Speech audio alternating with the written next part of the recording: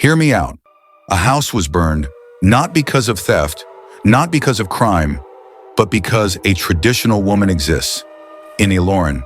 And people asked a question: why couldn't Orisa quench the fire? Why didn't Orisa fight back? Let me answer that properly. Orisa is not a fire extinguisher. Culture is not a weapon. Tradition is not a magic spell you summon to prove superiority. And God is not on anybody's side. Because if God belonged to one group alone, history would be simple. But history is not. Muslims were wiped out in China, killed in India. God was silent. Jews were wiped out in Germany. God was silent. These acts were not done by God.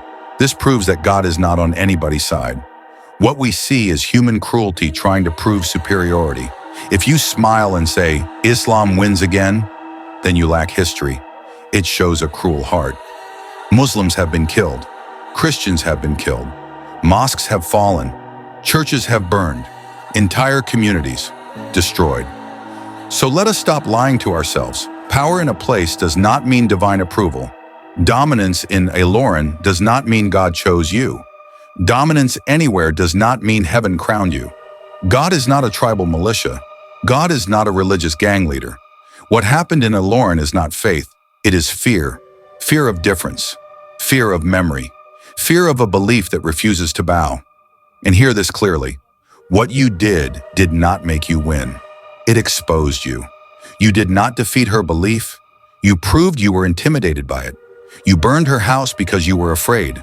Afraid that her existence alone challenged your certainty. She did not lose. You did. Because when you fight for your God with fire, you are admitting you do not trust that God's power. If your God were secure, you would not need mobs. You would not need matches. You would not need violence. If you celebrate this act because you are Muslim, you are not defending religion. You are revealing cruelty. You are exposing fear, and fear is not faith. What was done betrays humanity. Let me be clear again. This act was not born from Yoruba values. It was not the Yoruba way. And if a Yoruba person took part in this, then you abandon your roots because this is not who we are. Yoruba ways do not burn houses. Yoruba ways do not erase beliefs with fire. Yoruba ways confront with wisdom, not destruction. The atmosphere might breathe Fulani today, but hear this carefully. The soil still breathes Yoruba. Land remembers, soil remembers, ancestors remember, and when a people rise again, the land always answers first. If you reject your ancestors, do not be surprised when the soil rejects you. This is not a threat. This is history. Every human being has the right to live. Every human being has the right to choose their spiritual path. Traditional, Muslim, Christian. Belief is personal. Violence is failure.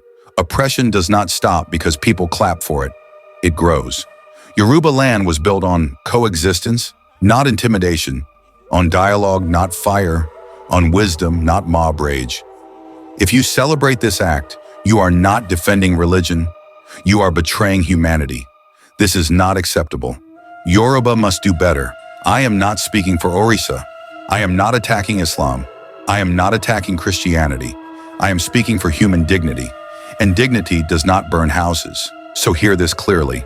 The Yoruba way is the best way. A way of coexistence. A way of wisdom.